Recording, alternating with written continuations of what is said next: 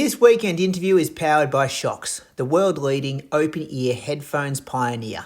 Big news, the brand new OpenFit 2 Plus has just landed, and it's made for those who want separate earbud comfort. It has outstanding audio performance. Go check it out via the link in our show notes.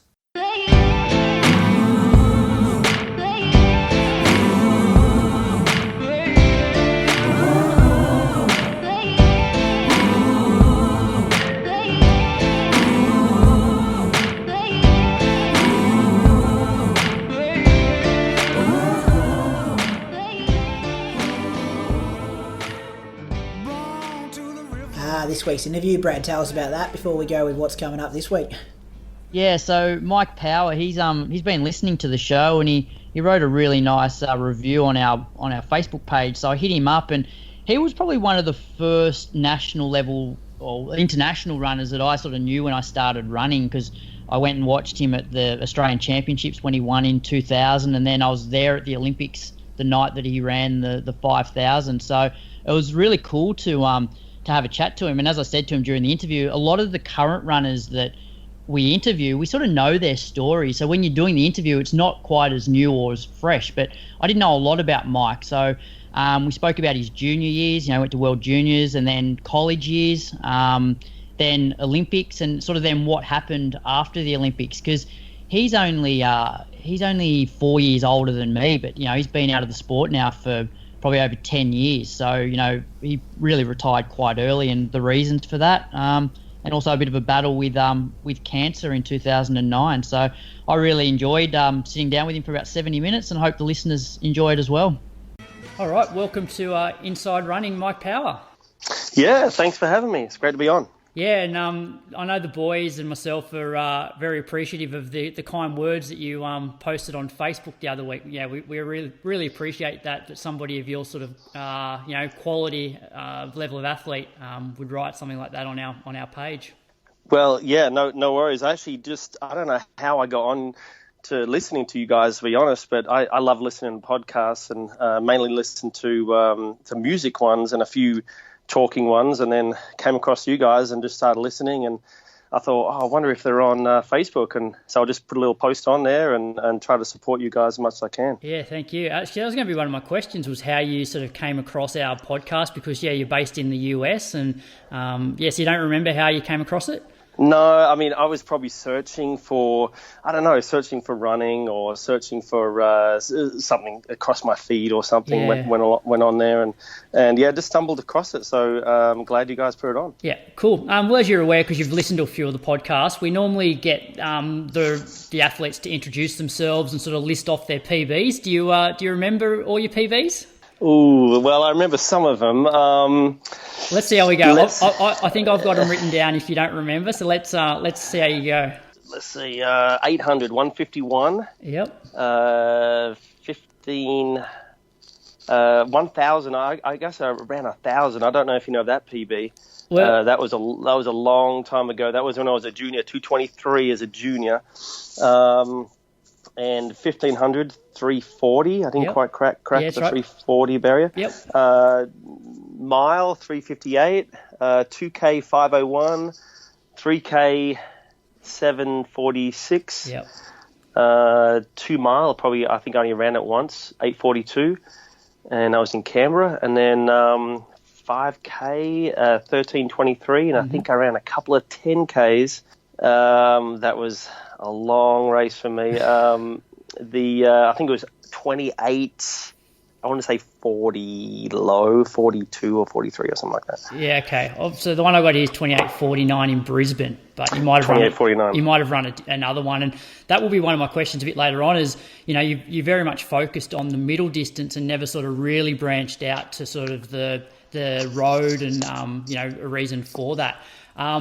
That mile, 358 as a 19-year-old.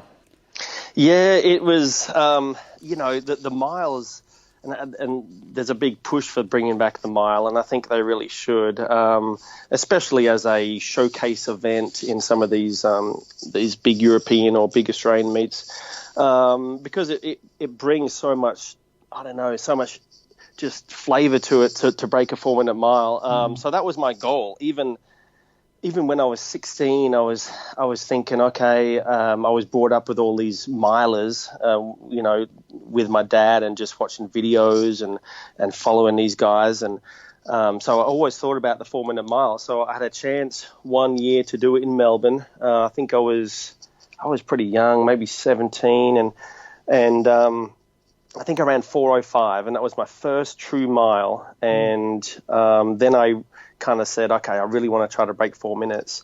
And I had a chance to go over with Kim McDonald and his group over in 95, I think it was, and ran a race in Seattle, and then came down to run in Prefontaine and ran my 3:58 there, and then I went off and did a couple of recruiting trips into US universities. So obviously you mentioned like you're a world-class junior, went to World Juniors, and are you aware that you still hold the Aussie under 16 and under 18 1K records? Well, yeah, I'm guessing they'll get broken as soon as it becomes a little bit more readily available to run that race. But I guess I'm holding on by the skin of my teeth. But yeah, records are made to be broken, and I'm glad I'm still on the record books somewhere. So yeah. So do you want to start by like how you got involved with the sport? Yeah.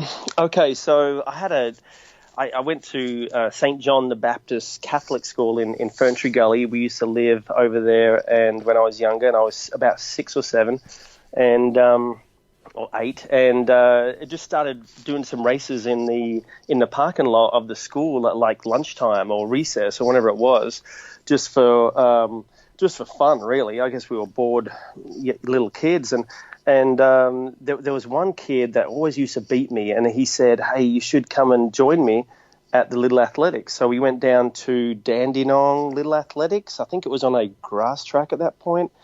And just started to go there and found out that, I would do shot put and the walk and the triple jump, and I would do every single event and that I could, and just found out that, hey, the longer it was, the better I was at it. And of course, as a young kid, you do the things that you're kind of better at and get the ribbons for, and that's kind of how it started when I was 6, 7, and 8, and just kind of progressed from there. Yeah, so there's no sort of were your parents runners, and was there sort of a history of running in the family?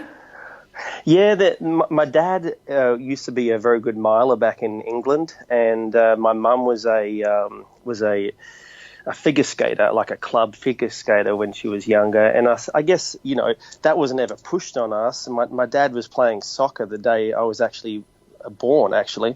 And I think he won that day, so it was kind of a good omen, I guess. But, he just loved it. I guess I was getting into running, and something that he was passionate about when he was younger. And my uncle was also a runner back in the day in England, and just, that kind of pushed myself and my sister to kind of get into the sport, and I just started to really love it. Yeah. And who was coaching you through those sort of junior years? And would you say that you were, because how there's some juniors out there that are great juniors are great juniors because they're probably training like adults at the time. Yeah. So were you sort of just naturally talented, or were you actually training a lot during those years?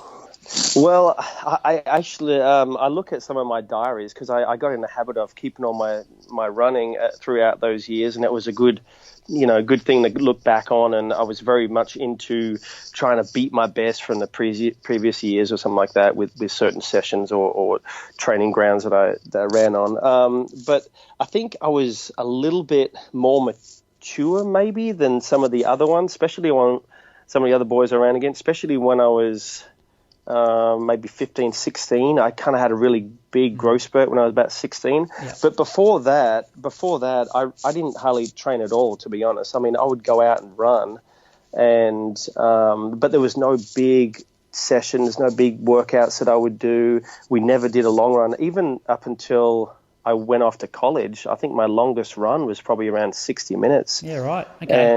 And I mean, I was doing all right at that age. And as we go on in this, my training really evolved and changed, sometimes for the better and sometimes for the worse over my career. Yeah. So 1994, you represented Australia at the World Juniors and finished 5th. And then you got so you went to college, which obviously there's a lot of Australians that are over there now, but back it would have been sort of late 90s or mid to late 90s that you went to college. And how did the recruitment process work back then? Well, it was done a lot by fax. So I don't know if you ever work with fax, but fax is very slow. There was no texting or Skype or anything, obviously. But then there was just a phone call.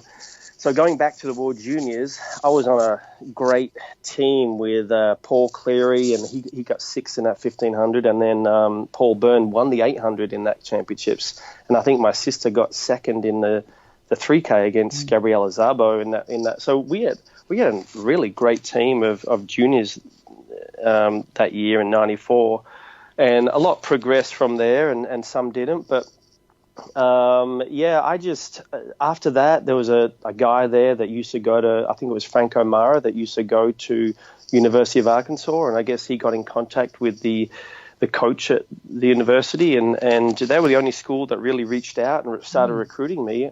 Back then, and that was 95, 94, 95. There was not a lot of internationals in the NCAA, and after kind of the late 90s and early 2000s, they started to recruit worldwide. So now it's very much, all over the world, people are coming in from, and really some schools don't like that. And, I think Colorado still recruits only Americans, and some other schools are all Kenyans. And it really has changed the dynamics of NCAA. And I guess I was kind of on the early part of that. Yeah. And so what was the major appeal for you, and who was it? Who sort of guided you through that? Because because you're obviously doing very well back home. So why was what I guess prompted you to go to the US? Yeah, it's a good question, because you kind of look at it and say, well, everything was going good, and then so why did things change? And everything was really good. My dad was my coach, looking after me, and he really developed me really easy along throughout the years, and we had a great relationship in the house and everything like that, because a lot of people think, the training ground is different from the house. Well, in our case it was, but it wasn't it wasn't as different. It wasn't, it was kind of connected. And then my dad kind of helped me a little bit with the recruiting, and I really wanted to go because I love to travel. And we had a good chat about it and good talk about it. And our decision really was, hey, let's give it a shot for 12 months or 18 months and see if you like it. And it really changed even right up until now. I still live in Arkansas, and that decision changed everything. A lot of stuff, I shouldn't say everything, but a lot of stuff in my life. And you look back and you think that, it's just, we'll give it a try for 12 months. But, that was nearly 20 years ago or over 20 years ago. Yeah, and there's a lot of athletes out there that struggle going from being a top junior to a top senior. So do you think that the college is a good sort of a good way to bridge that? Yeah, it definitely is. There's not much that equals the US NCAA collegiate scene in Australia, I don't see. And there's a few clubs, but sometimes the clubs don't have the support. And I think when you spoke to McDonald, the kid that won the NCAA from Wisconsin this year, he kind of said it really good. I thought he spoke about the support system here, and when you're he goes to Wisconsin, which is a great distance school, and Arkansas is a great distance school. It just depends on what their focus is, and if they recruit great athletes in your field, then you're going to have that support, and you're going to have something that costs a lot of money, and sometimes Australian schools or the system just can't support that in the same manner. Now, some people go to the wrong school. I think they get recruited and they just think all schools are the same, but you really have to do your research to find out what fits you. Yeah. And as an athlete, if you're an 800 guy or if you're a 5K, 10K guy, what schools are the best? And, we had, when I came in, I think my recruiting class, so the guys that all came in at the same time as me, we had 6 sub 4 minute milers come in, and we were all 19 or 20. Yeah. And when you have that crew, you have, you just kind of blossom from there, and success breeds success, and that's really what we had. And because you wouldn't have had 6, sub 4 minute milers to train with back home, would you? No, and going back to my training days just before I came over to the States, I was training with Justin Rinaldi and a couple of my mates down on the peninsula, and I would do, let's say, 10 times 400, and they would do the first 200 of every rep. And it's just not quite the same yeah. as, getting in 10 times 400 against guys that are 355 or 356 milers, Yeah. And so when you went to college, how did training change from what you'd been doing back home? It was a little bit. I started to do the long run. I had never done the long run before, and it just wasn't something that was kind of part of my dad's system growing up. We kept everything pretty short, and I think an hour or so was about as long as I would go. And even then, I wouldn't like that. And that was to my detriment a little bit, looking back. And then I started to really open my eyes to another style of training when I came over to Arkansas, and that was that consistent long run. Now, we would run it probably a little too quick. We would run 12 milers in probably 64 minutes on our long run. So that was and that was going up a monster hill and on some dirt roads. But that was part of what we did, There was always someone going quick, and if you wanted to go quick, you could tag along with them. And so I guess it changed a little bit. All the training developed a little bit. And then I kind of was pushed into, with my coach over here, John McDonald, he started to push me into that 5K realm. Yeah. So, did you have any rough periods over there, like homesick or injuries just from the change of training? I don't know if it was homesick, but I probably partied a little too much my first couple of years. Yeah. It was the freedom of being out of the house and, in a college environment. It was something I wasn't used to, and I had to adapt to it. And actually, my coach over here, one day, he brought me into his office, and whenever he told me to close the door, because I'd been in there a few times, he said, "Hey, just close that door behind you." That's when you know it's about to get serious, So he said, "Hey, close that door behind you." I was like, "Oh no, this isn't good." And that was my sophomore year. That was back in '97. I had not run very good at all, and he basically just told me flat out. He said, "Look, if you're not going to do this right, you may as well go home. I've got to give you a scholarship up to someone else." Yeah. So that kind of sparked my attention a little bit. And I had a girlfriend at that time, and pretty much he told me to break up with the girlfriend and start getting serious. And that day I went and broke up with her, and she threw all my stuff out on the front lawn, and got a little bit dramatic, but my running did improve, so that was good. And what were you studying over there? I was studying kinesiology, so kinesiology, exercise science, and funny enough, I haven't used it. I've gone into a completely different field. So yeah, okay. And because you're still over in the US, have you I know you mentioned before that there's a lot more internationals running for college teams, but outside of that, have you seen many changes within the college system, or is it all pretty similar to what you were doing when you were over there? It's all pretty similar. It's probably got a lot more, TV behind it now, and the style of the NCAA has changed a little bit. And I want to say probably the quality has gone up. If you go to an outdoor NCAA meet or the championships or an indoor NCAA meet, you're looking at future Olympians or maybe Olympic medalists or sometimes even Olympic champions.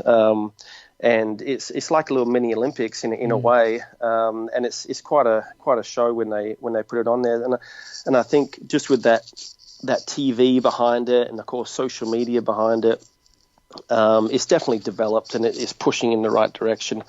So that's always good for the NCAA, but and the athletes obviously get great support through the schools as well. So. And did you like the team atmosphere of the college? I know a lot of the current athletes that we interview that are over there comment on how athletics back in Australia is very individual. You pretty much compete for yourself, other than occasionally in like a track relay or a cross country relay. But a lot of athletes seem to place more emphasis on being part of the team as opposed to your individual results over there. Yeah, it's very much a team race. Team indoor track, outdoor track, cross country.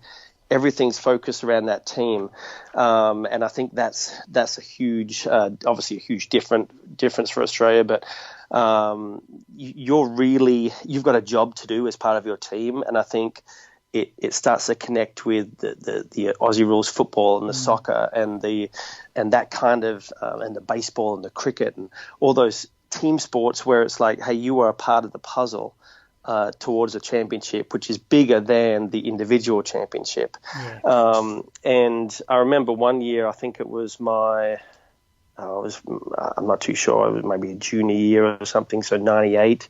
It came down to, we had a great triple jumper and a long jumper, and we had a guy win the 800, and I was in the 5K, which is the second to last event, and I had to get in the top 3 to kind of secure the team victory.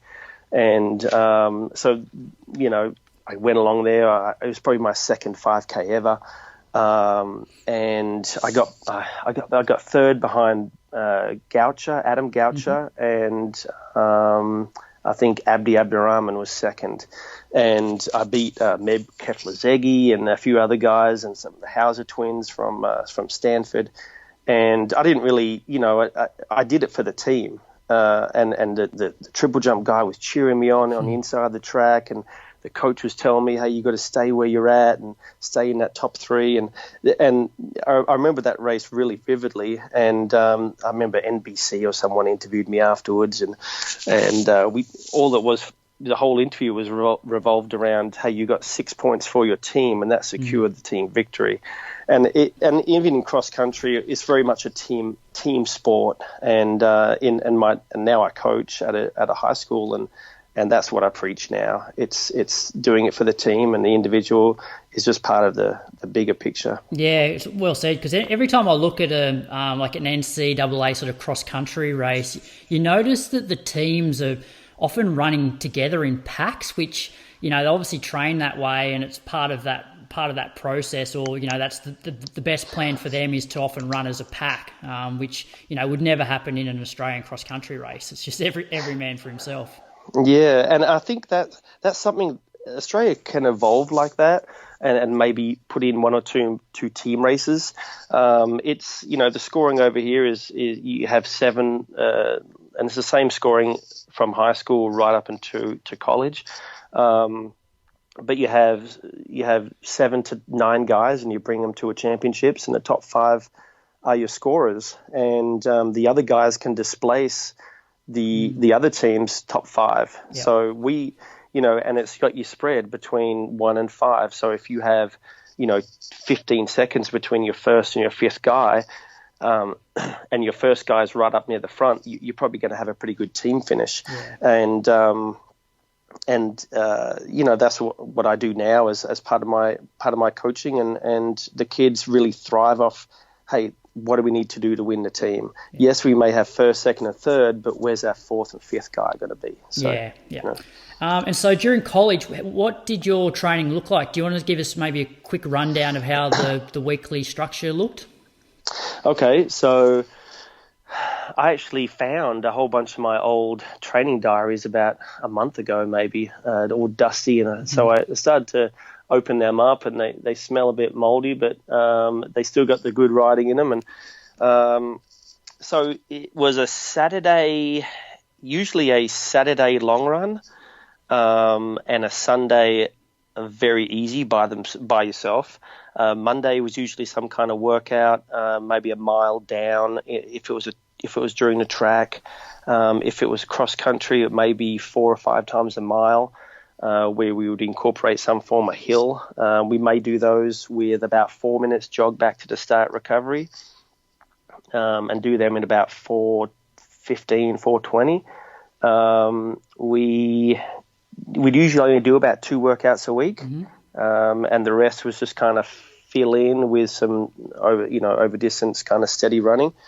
We would try to get into weight work. So that's one big thing that I started to do when I came to America, was get into the gym a little bit more and kind of work on upper body strength and core strength.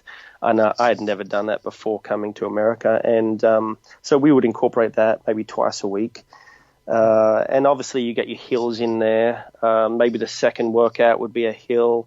We would do a lot of 10 mile, we'd call them steady states or tempo runs, where it was always included some form of hilly terrain. It was never dead flat. We would run those in around about 50 minutes, 49 minutes for a 10 miler. So we got going on those runs pretty well. Yeah. And that was a good measure of fitness. If you could run a 10 miler in 50 minutes, you're pretty in good shape. And some of the meaty track workouts were 16 times 400 with about 60 seconds break or 50 seconds break. And then, of course, like I said earlier, the mile down where you do 1,600, 1,200, 800, 600, 400, 200. Yeah. And you'd have a decreasing recovery as well. Quick shout out to the brand new Open Fit 2 Plus from Shocks. It's perfect for your all-day rhythm, whether you're at the gym, heading to work, or strolling around town. Here's what makes it stand out. It has Dolby Audio, which delivers rich, concert-like sound, deep bass, and clear immersion. It has open ear design, which keeps you aware of your surroundings and is ideal for people always on the move. It also has physical buttons for intuitive control. No accidental taps, even mid-workout. You can also get 48 hours of wireless listening and 11 hours per charge, and IP55 sweat dust resistance. They're engineered to move with you seamlessly. Tap the link in our show notes and use the code IRP15 for your exclusive listener discount. And moving up to the 5K, what was sort of your longest long run during that period? It was about 12 miles. I think I did a couple of 14 milers. Yeah. And the coach, we'd all start at the football stadium at the university, and we'd run, and about half an hour he would leave. The coach would leave in his big white van and go to the end of the run and pick us all up, and and it was pretty good. There was a few times we had to run around this big paddock. That was part of the road. We had to run around a big paddock, and there's a big bull in that paddock. So and one of my buddies, he decided one day he was too far back, because if you're too far back, the coach is going to leave you, and you have to run 18 miles home. So he didn't want to run 18 miles, and he was too far back. So he decided to run across the field. Of course, the bull came chasing after him. Of course, that was a story of that season. Yeah. When the bull decided to chase him, he never did that again. And at one point, him and his name was Matt Kerr. He actually ended up running, I think, about 8:18 in the steeplechase or 8:20 in the steeplechase, and he was a Canadian guy. He won 2 NCAA championships. Yeah, he spent a bit of time in Australia, actually. He did. Yeah. He did his master's degree at Wollongong, and so he spent a few years down there. And so it was one time we were too far back, and they left us, and we just started walking from 12 miles to 14 miles. We started walking, and finally he came back and picked us up and gave us a good yelling, and we didn't do that again. Yes. So it sounds like, though, for a top level 5K runner, your long runs weren't super long, but it seemed like that there was a bit of quality in them. You often ran them pretty quick.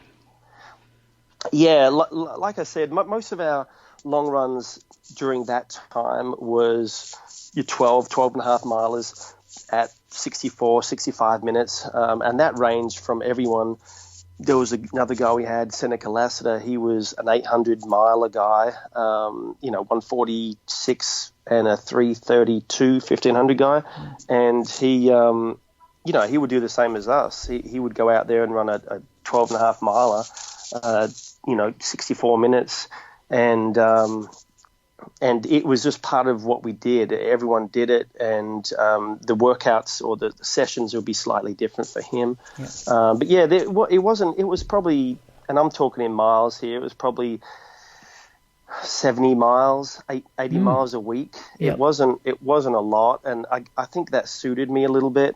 Yeah. Cool. And so what year did you finish college? I finished there in, I think my last race was November 99. Yeah. It was a cross-country race, yep. Which brings us into the lead up to the Olympics. So at what point in your running career was Sydney 2000 Olympics on your radar? It was probably in 98, probably around 98.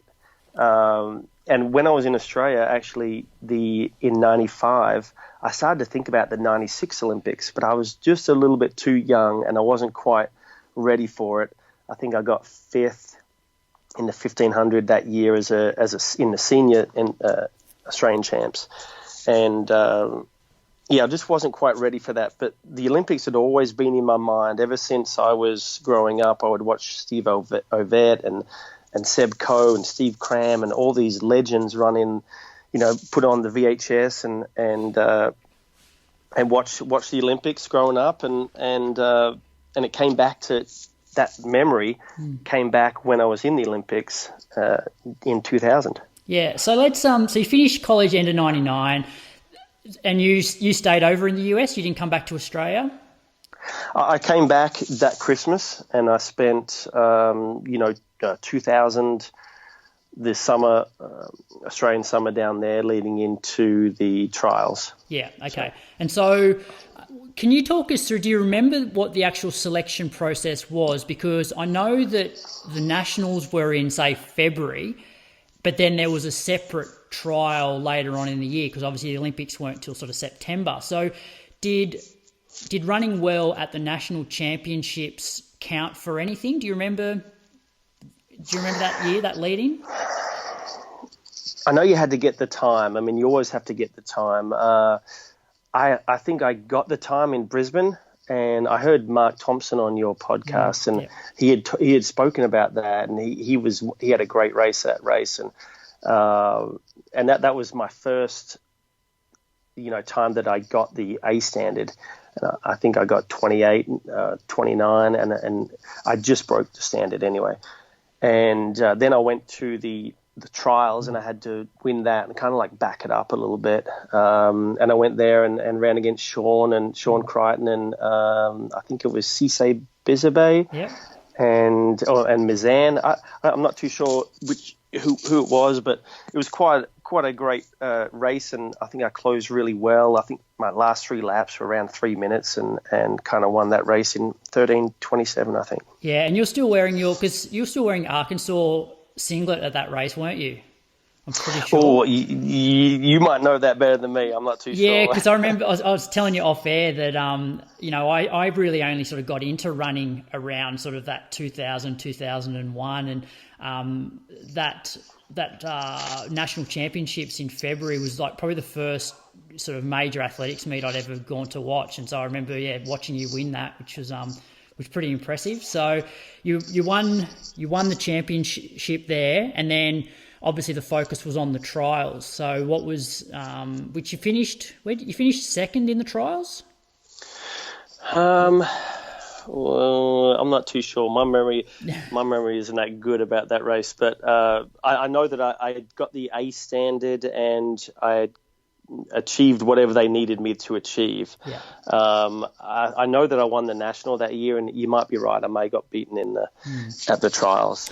And so in the lead up to that Olympics, do you remember the day that you got the phone call to say you're on the team? And, obviously it was such a massive event here in this country that the place was buzzing. What are your memories from the Olympics and in that sort of that lead up? Well, yeah, it's obviously a special occasion when the Olympics are in your home country, and you don't have to travel very far, and it seems like everyone is supporting you, and they are, and everyone in the stadium. I remember when I was running that it just kind of lifted you to another level, and the lead up to that race was daunting. It was I was 24. I really didn't really know what I was doing even then. I just came back from the US where it was a lot lower key, and I got thrown in there, and I always thought, hey, don't worry, there's going to be another one.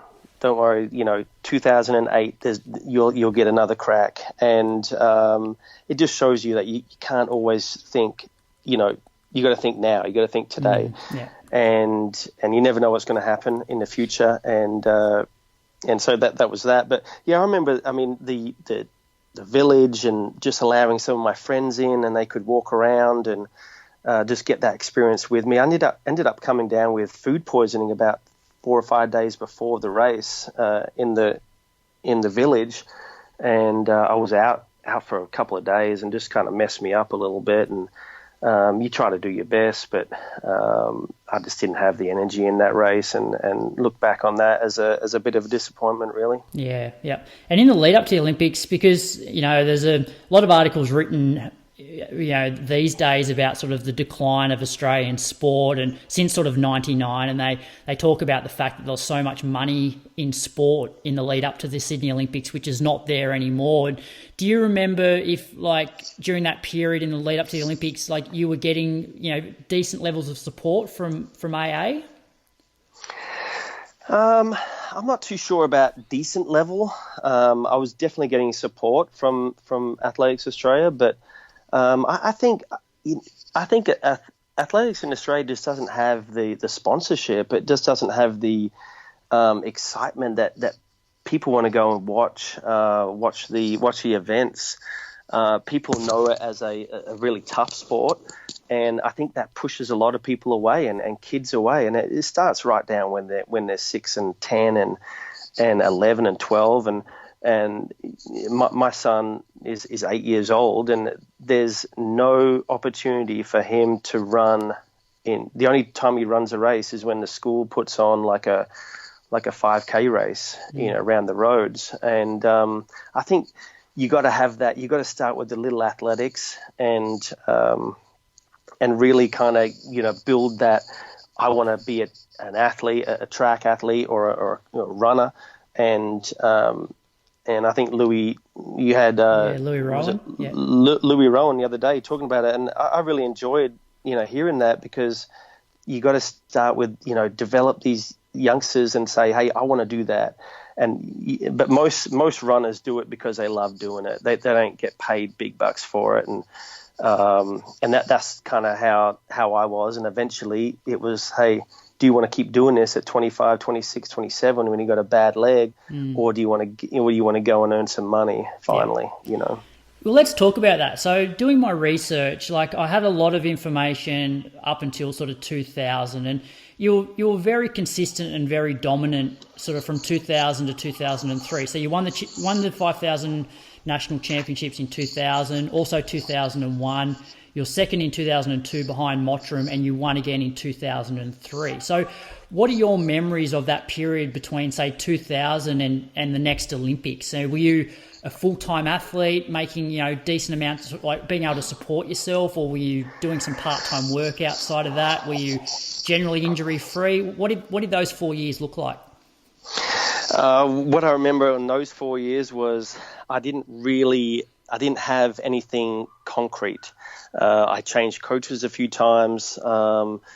In 2001, I changed from my dad after the Olympics. I changed from my dad coaching me. And I really thought I needed something more. And looking back, I didn't. But then I got into Melbourne Track Club with Nick and started to work out a little bit with Craig Mottram, and just that environment, going over to Teddington and doing all that stuff, and then running in some great races and going to the World Cup and Commonwealth Games, And then after that, I started to get involved with Said Oida, who was one of my legends growing up. You know, just looking at him and just now that he's got an opportunity to coach me, it was like, okay, let's give it a shot. So started to get in with him and did a US tour in 2003 with him, and Mark Fountain was on there and a few other people,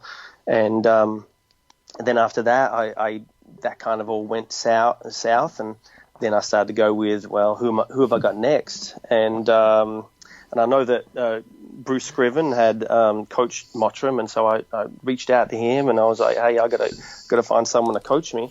And that was in 03, 04, and that was kind of the last kind of hurrah for me was trying to get in the games for 2004, and it was a couple of injuries here or there, just the consistency wasn't there for me, and I just didn't give these people a chance really, and looking back, I regret that, and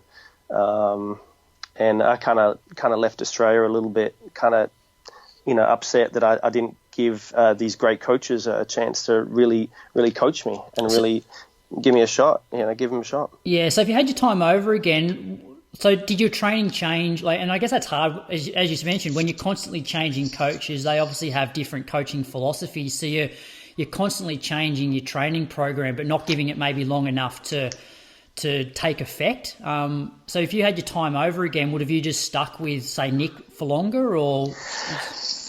Yeah, and there was, you know, my sister was involved with that training as well, and she did very good, and under Nick's training, and Nick's obviously knows how to coach, and he's got some great athletes, and he's had some great athletes. But there was a few other things that kind of got involved there in 2002, and yeah, the consistency for me just wasn't there. And looking back on it, if the other side of the coin, if the kind of drama wasn't there, then if I would have stayed with Nick, I could have moved along, you know, not to the heights of Craig Mottram, but I would have been maybe just in his shadow a little bit. And because he was just in 2001 and 2, we were training together a lot, and that was obviously very early in his career and kind of later in my career. And yeah, you look back on that and say, hey, if maybe, if's a small word, but it means so much. And yeah, and even before that, maybe I should have stayed with my dad. It just kind of worked, and it, you know, there's so many ways you could go around your training. You know? And so during that period, were you always on some sort of contract, or did you have to subsidise that with, you know, working? Okay, yeah, I didn't talk about that. I used to work as a part-time gym instructor at the Monash University down in Frankston, you know, where I used to live, and down on the Mornington Peninsula, and yeah, I used to do that probably about 4 hours a day in the middle of the day. So I would run in the morning and do that, from 12 to 4, and then run in the afternoon. And the running definitely didn't pay the bills. And I thought, hey, if I can get, you know, whatever it is, $15 an hour, whatever I was paid for 4 hours of work, at least then I can have a little bit of an income and still be allowed to train in the morning and at night. And sometimes I would go in there and lift some weights in the afternoon. And it was a pretty good system, but it was kind of hard to be consistent with that, throughout the years. And so at what point did you decide to sort of stop the sport? Well, it was, in my mind, I've never stopped, but I know I have. Sorry, that's wrong. Yeah, I know what you mean. Like, once you're a runner, you're always a runner, but where did that sort of switch flick from being, you know what, this is my sole focus, to I'm going to run, but I'm going to have a life outside of running as well? Yeah, and it really started probably, one of my good buddies from Arkansas set up a business that helped families come over and watch their their son or their daughter at the Athens Games. And so I started to go. I went to Athens and lived in Athens during those Olympics for about 2 months, and I had nothing else going on. You know, it was me, and I had no relationship, and it was fun. You know, it was a good time just to hang out in Athens and enjoy the sport as a fan or on the sideline. And then he kind of talked me into taking up a job in Barcelona, Spain. So I lived in Spain for about 9 months in Barcelona, which is an unbelievable city. If you get a chance to go there, you got to go there. One of the best cities I've ever been to. And so I lived in Barcelona, and just before that, he talked me into that. Yeah, I met a girl who's now my wife, and during that time, it was like, hey, I'm gonna focus on a family and focus on trying to get a job, and so that's pretty much how it started. And while we were living in Barcelona, we had a marathon training group, and so I would train marathon runners that, you know, pretty much couch to a marathon. And that was in 2005, 2006. And then during those times, I probably sent out hundreds of emails trying to find a job, and finally one wrote one back and said, okay, we'll give you a job. So that's when I went to the University of Memphis for 2 years and was an assistant coach there. And they kind of got me back into the States. Yeah, cool. I didn't know you'd spent time in Europe, sort of working there so the people that you were training for that couch to marathon, they were all sort of based in Barcelona, were they?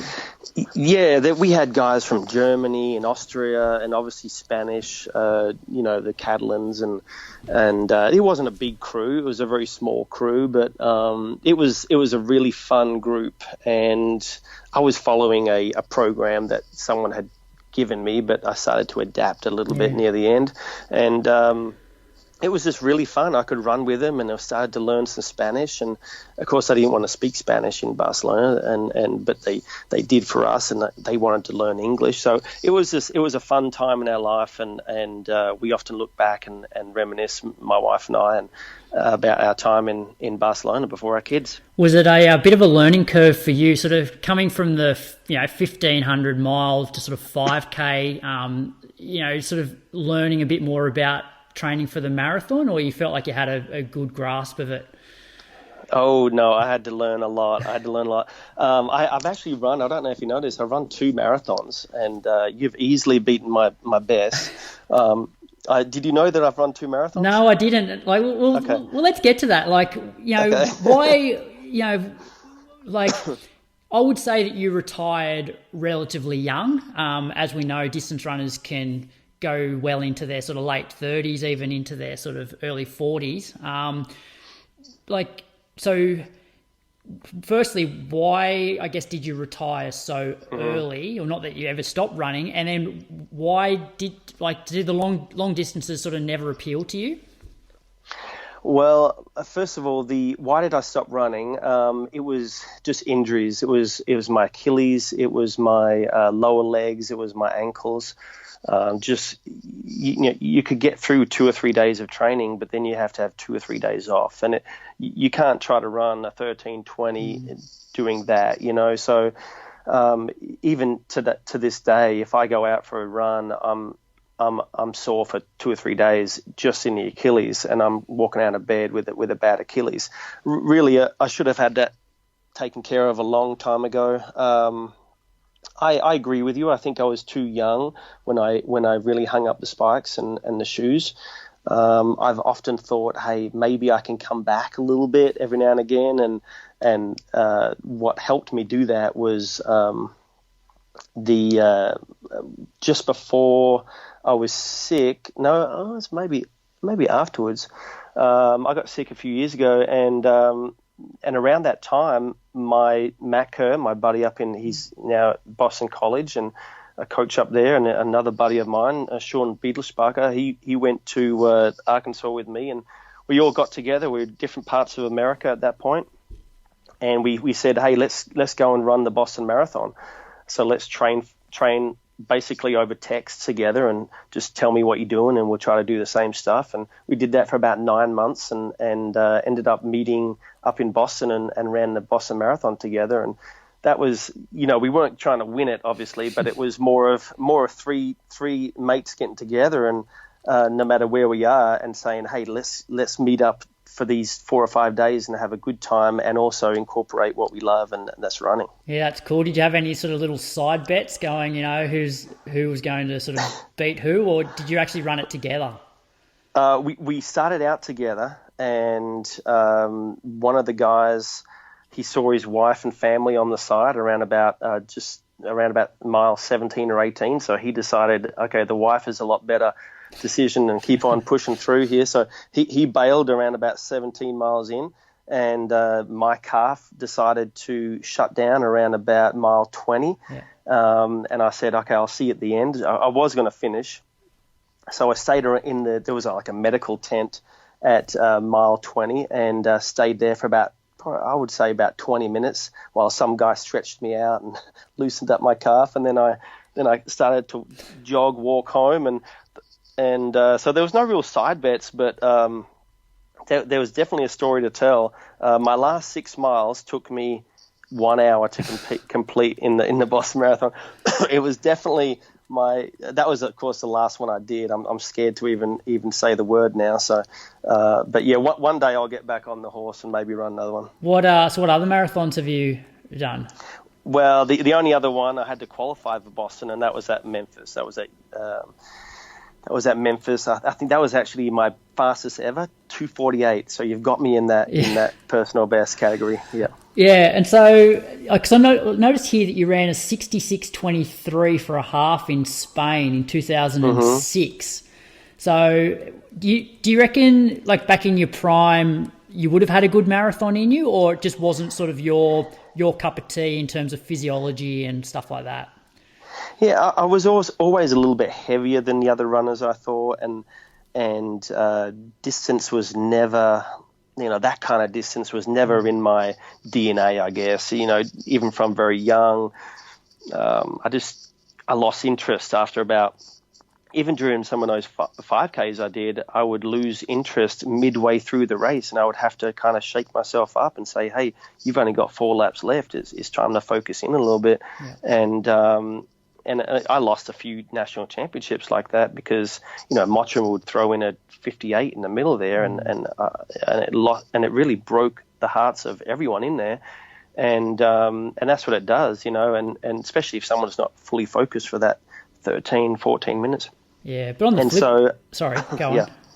Well, and so, I just never really saw myself being a super long distance runner, I guess. But during those, so I ended up running a 65 half marathon. I don't know if that was a real distance or whatever, but that was in Spain as well. But during that time, I was just going outside, and I would run the streets of Barcelona at night. Yeah. I would get out the door about 9 p.m. at night, and I would literally try to get lost in Barcelona just on foot. I would run around, and I would learn the whole city that way, and the good parts and the bad parts and the little nooks and crannies, and see the city at night. And that's all I did. That was literally my training leading up to a 65, 66 half marathon. Yeah. Oh, you definitely had like the talent, like the stuff that you were running over 5K, like 65 half marathon pace would feel like an absolute jog for you for the first, 10K. It would just be, I guess, that strength in the second half. But I'd almost argue that a 5K is harder than a marathon at times because, as you know, that 4th kilometre is just absolute hell. So, you're in, marathon hurts for sort of a longer period, but how excruciating the last 5 minutes is of a 5K is pretty tough. Yeah, it certainly is, and of course that's when the boys become men and the big dogs come out, in that last mile or so, the last 4 laps, and that's where everything is won these days, and the 5K definitely is a tough race, but I think it suited me. It suited my mentality. just of everything that I'd learned throughout the years leading up to, my early 20s was 12 and a half laps, 7.5 laps for a 3K was about where I was best at, Yeah.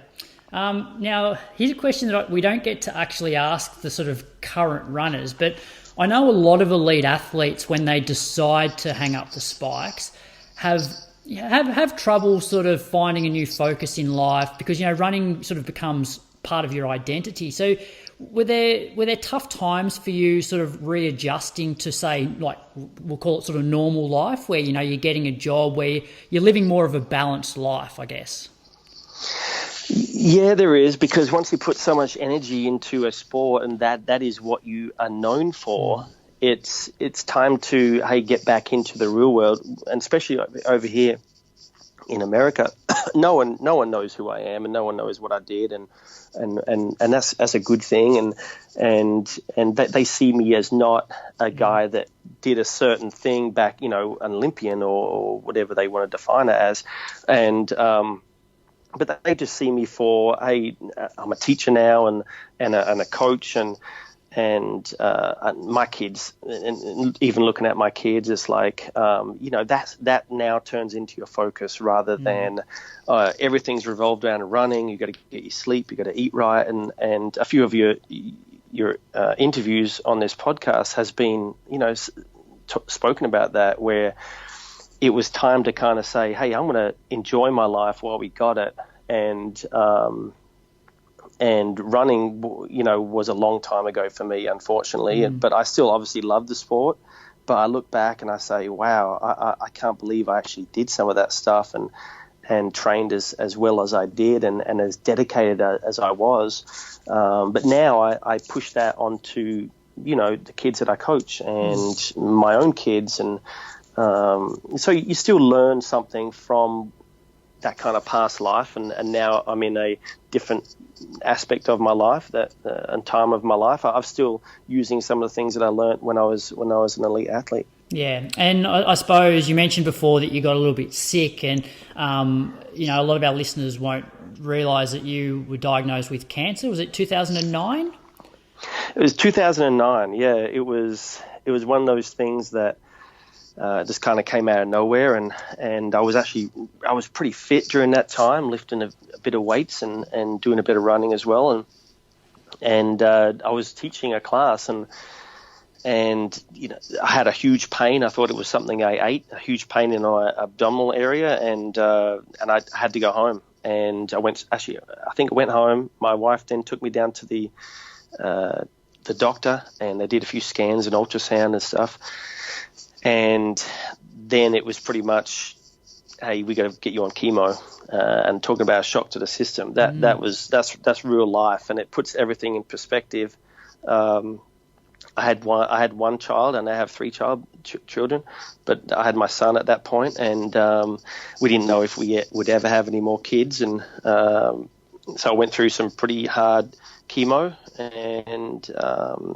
and got over that, thank goodness, and had a bit of surgery in when was that? March of 2010, and they took out a whole bunch of lymph nodes and what the residual, tumor, the cancer.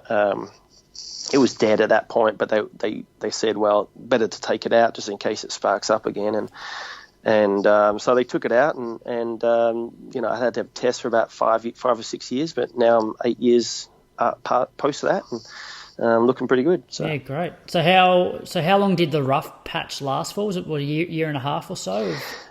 It was about a year. I would say it was about a year, but so and then the chemo does, that's real poison, that stuff, and you don't wish that upon your worst enemy, and it was just a really tough time mentally, to go from your brain thinking, hey, you're a strong athlete, to having zero energy, and just the mental aspect of it. And I've got a friend now that's actually going through it. She's going through breast cancer, and she's getting treatment a lot, and it affects a lot of people, and obviously it affects the people around the person with cancer as well. And I was lucky. I had my wife on, by the bed with me, and my parents came over for the surgery, and it was it was just really, it was a really tough time, but I'm glad I got through it. What cancer was it? It was they told me it was a germ cell cancer. Now it was seminoma in my abdominal area. It was right between the vena cava and the main artery down there, right by my spine, and it was pushing everything out. It was about the size of a over here it's a softball, so it's a pretty large mass. But they had told me, they never actually came with a full explanation of what it exactly is and where did it come from and how did I get it. But they said it pretty much branched from a testicular cancer of some kind that kind of stayed up in the inside of my body, in the abdominal area. Yeah. And so what was it like getting back into some sort of level of, fitness after that? Well, after you survive cancer, you feel pretty good about yourself. Yeah. You feel as though you can take on the world. So I started to get back into running a little bit and lifting weights a little bit. And I'm never a guy that likes to just be a bit of a slob and hang around. So I didn't want to be a guy that is one of these coaches that are just a fat coach and telling kids what to do. So I wanted to at least look the part in a coaching aspect. And so, that was my focus, just to get back with some general fitness. And that's when I started to kind of, jog a little bit, walk a little bit, lift weights. And that hasn't changed even until today. It's just something I do now. And it's really good for my brain to be in that, for that mental aspect, mental side of things. And so since then, you've pretty much been coaching at high schools. And do you teach at the high schools as well, or you just purely coach?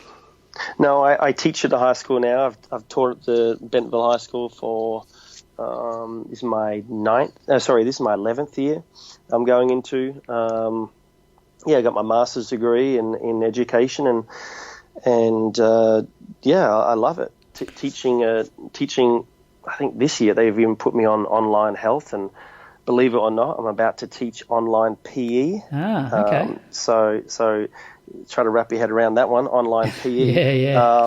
So I'm going to have to figure out a way to do that. Coaching and teaching is great. And so what's your coaching philosophy? What are the key messages that you sort of pass on to your athletes? Well, there's one word that I really teach them, and that's consistency.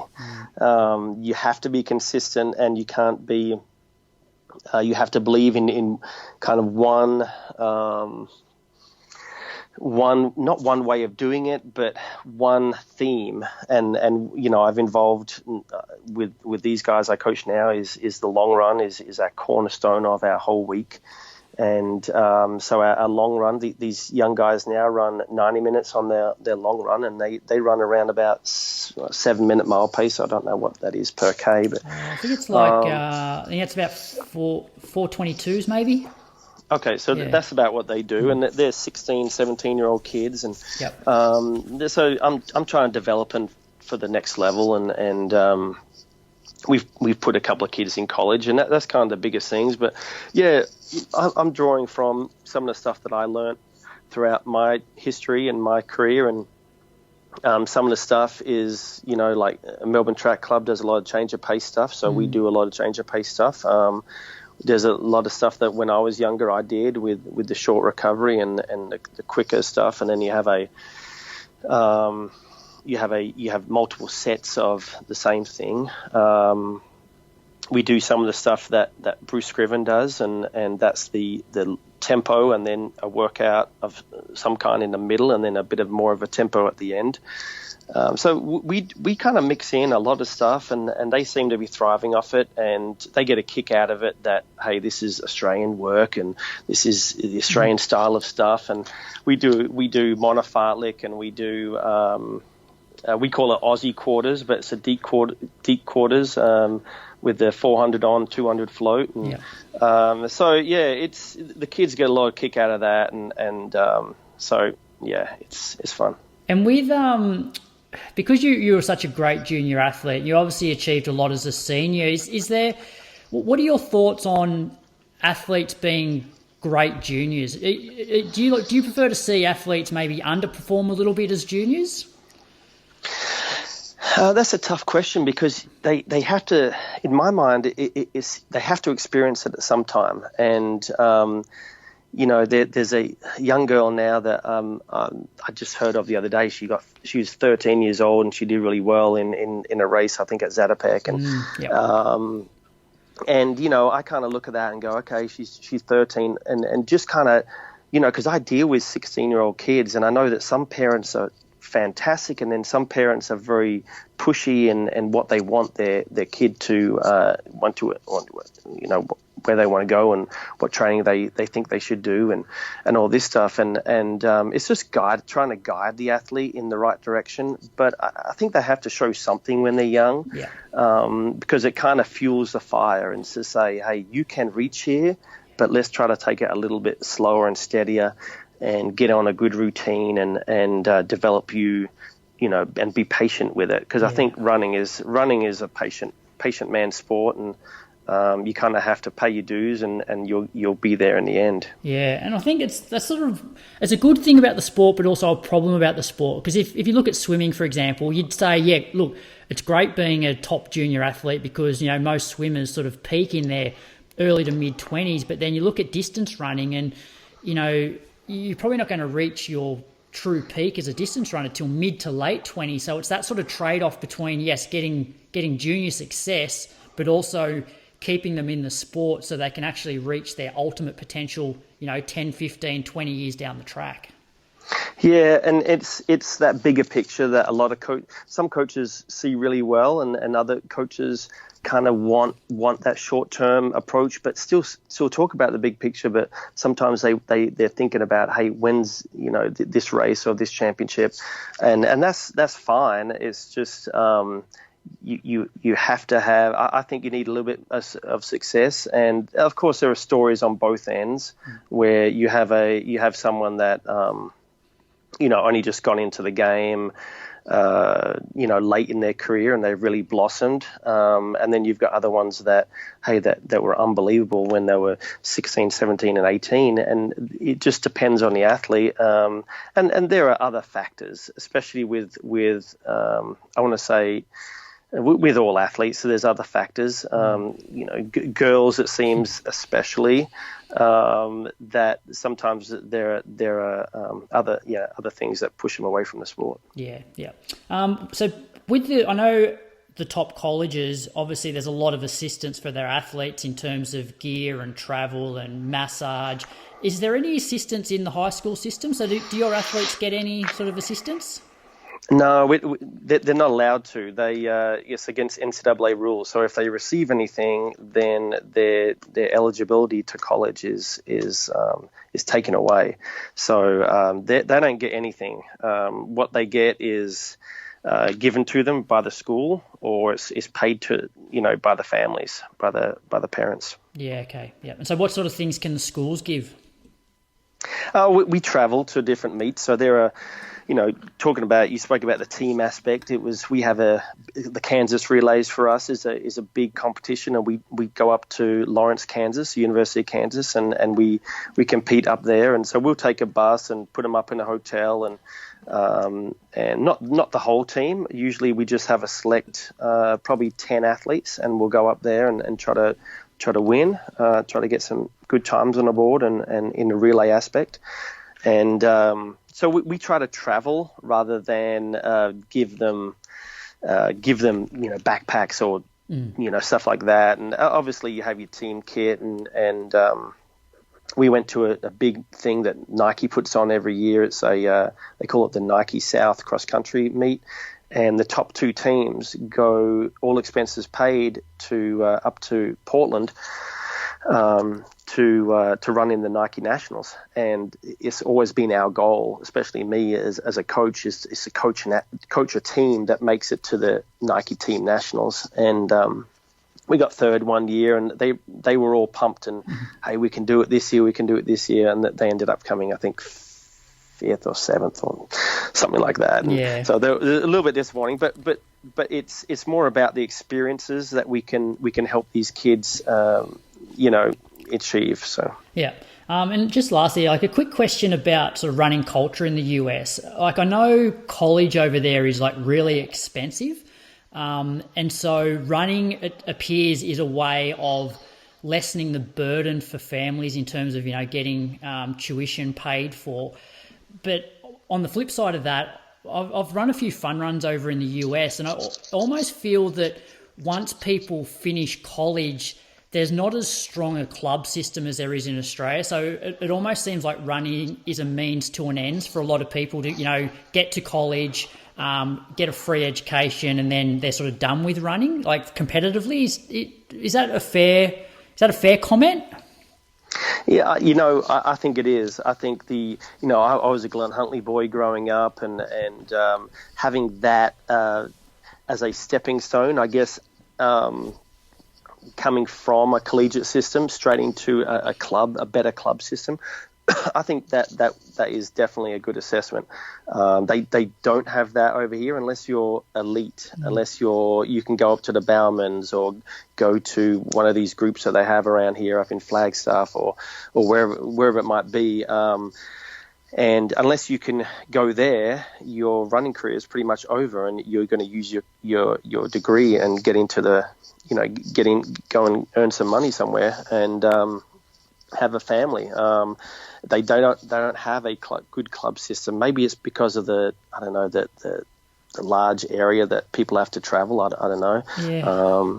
But it's they have fun runs, and they have local community runs, and that's pretty much where the guys that are not elite, once they finish college, they kind of get into that local road running scene and maybe join a local running group, and that's kind of how they continue it. Yeah, it's an interesting one because like the college system's so great, so it's so good for young runners, but then when you think about the age that people finish college, as you said, if they're like, what is it, 22 or 23, if they're not, at the caliber where they can go to Oregon Track Club or whatever, then their running days are over when, they've potentially still got, 10 good years of competitive running left. So it's, so sometimes I think maybe the college system then sort of prevents people from being lifelong runners. Yeah, I think you got a point there. They can still run, but it's going to be maybe they get pushed to marathon, or maybe they and they do it more for the fun aspect. But the college over here is expensive, and if someone gets a full scholarship, guy or girl in any school, they should really take advantage of it. And that's exactly what I push with my kids. If they're going to get money to go to a college, then definitely go there and take advantage of that while they can, and then they can still run after college. But like you said, many don't, because there's not much of a opportunity. And lastly, so outside of running, what are some of your passions, or I guess outside of running and your family, what are some of the things that you enjoy doing now? Well, I lift weights. That's one thing. I lift with the baseball coach and the baseball coaches. So that's a bit of fun. We they give me a bit of stick about cricket and short running shorts, and so it's a bit of banter goes along there. And I listen to music. I just look after the house, and I do a bit of stuff. We bought a house a couple of years ago, and I just work on trying to fix it up and doing a bit of that. And of course, I got a 3-year-old, a 5-year-old, and an 8-year-old, so they keep me pretty busy. And it's just that's what I do. We got like a little church event tonight that we're going to go to and shoot some Nerf guns, and so that's what I do now. So yeah. Awesome. All right. Well, yeah, thank you so much for your time. It was really great to have you on. And as I said off air, a lot of the people that I interview, I sort of know their stories where I knew bits and pieces, but this is all very fresh for me. So I've really enjoyed the last sort of 70 minutes chatting to you. Yeah, well, thanks a lot. Thanks for having me on, and appreciate what you guys do. Yeah, cool. And thanks for the support that you give the podcast as well. We appreciate it. No worries, Brad. Take it easy. See ya. Bye. The new Open Fit 2 Plus from Shocks is here.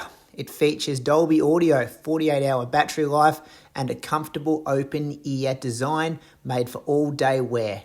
Check it out via the link in our show notes and use the code IRP15 for discount.